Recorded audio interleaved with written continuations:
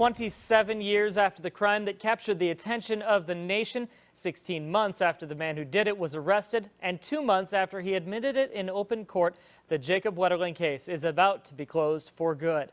Tomorrow at 10 a.m., Danny Heinrich will be sentenced on unrelated child pornography charges. But as part of a plea deal on those charges, Heinrich of Paynesville had to admit in open court and excruciating detail what he did to the 11-year-old St. Joseph boy in 1989.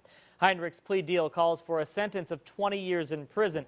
That is a sentence the prosecutors say they had to agree to make sure he would finally admit to what he did and lead authorities to Jacob's remains. As part of that deal, he also agrees not to file any appeals. As part of this, an estimated 37,000 pages of documents related to the investigation are expected to be made public within a few months. We will bring you the details of that sentence as soon as the hearing is held tomorrow.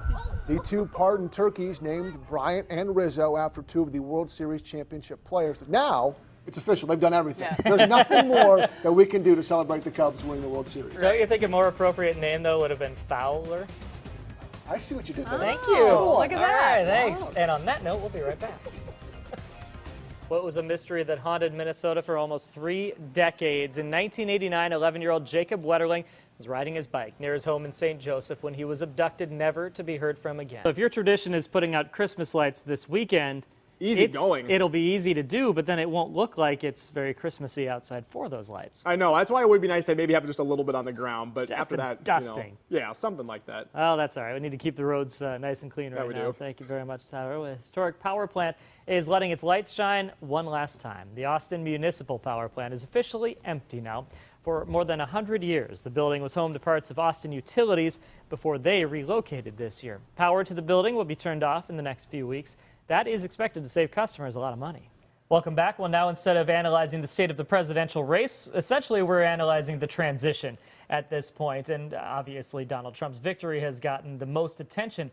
But as you look back on the election results, there is state by state a big transfer of power going on. Well, 4 years ago after Romney's loss, it was well known that the Republicans took a step back and really examined that loss, and it was done in a pretty official capacity. So far we haven't heard any plans for that on the Democratic side, but we do hear all the reasons why it may have happened, James Comey's letter, or perhaps Hillary Clinton ignoring areas like rural Pennsylvania, something like that. What do you think they could take from this moving forward to not have this happen again? Drawing off of that, the politics is kind of overtaken culture, and now the two are so intertwined, and now here we have Governor Mike Pence going to a Broadway show and wound up getting booed by the crowd for that.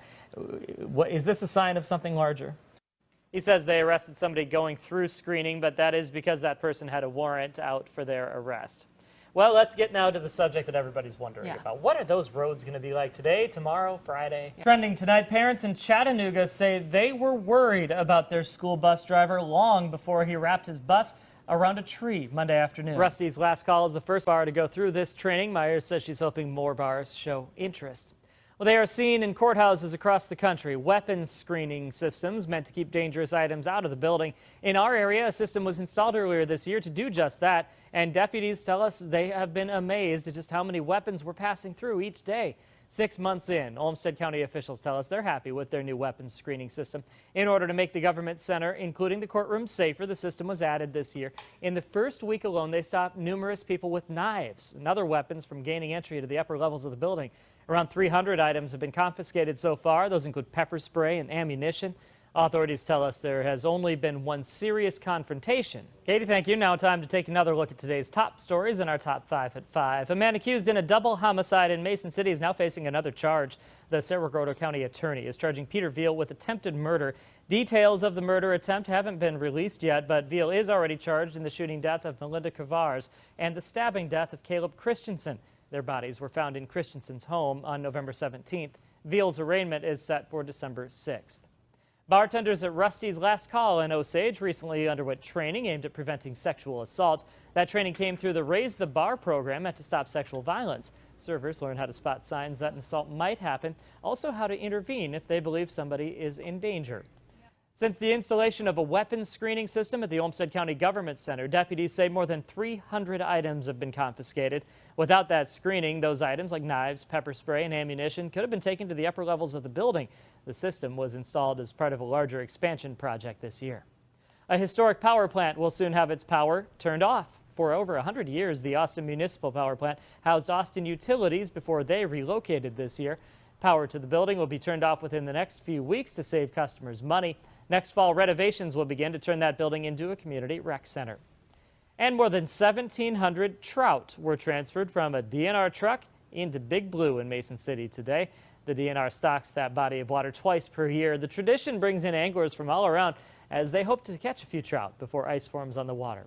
Now here's Tyler with the last look at the forecast.